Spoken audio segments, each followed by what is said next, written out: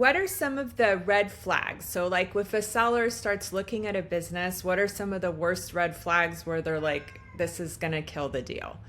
The biggest red flag is the owner doing too much, being the face of the business. That is the number one red flag. Many of the questions that you get from buyers are all them trying to determine how involved you are in the business.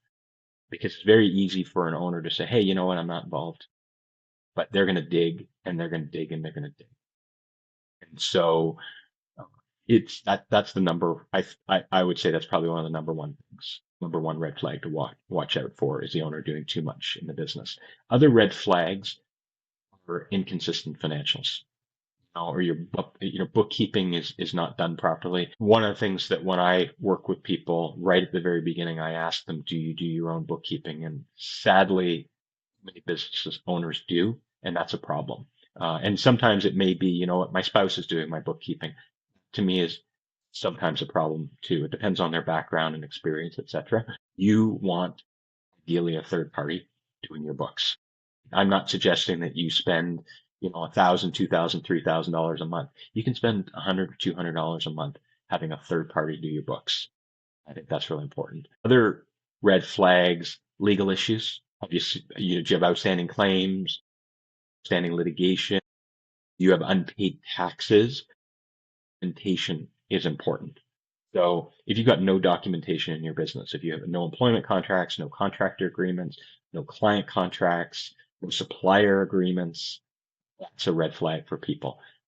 In the context of an actual transaction, and I think this is something that people don't necessarily appreciate, is during the due diligence process when buyers are trying to learn everything they can about you, when you push back or you respond slowly, that's a big red flag for a buyer.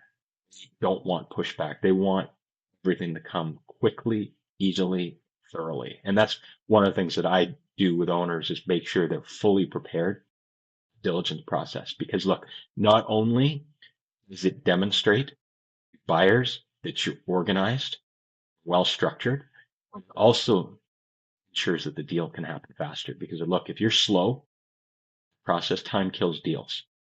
So the longer you take, more things can change, whether it's the market changes, the buyer has financial issues, etc. You want to be able to provide everything quickly, and you want to be honest. You want to be transparent. So, a major red flag if a buyer suspects you're withholding or keeping information from them, they're going to walk. And so what that means, once again, from a preparation perspective is every business owner has things that they don't want to share or that may be, red flags. You need to practice. You need to think about what your answer will be. You need to be, you need to work that out beforehand so that when you get asked those questions, you've got a clear, simple, concise answer.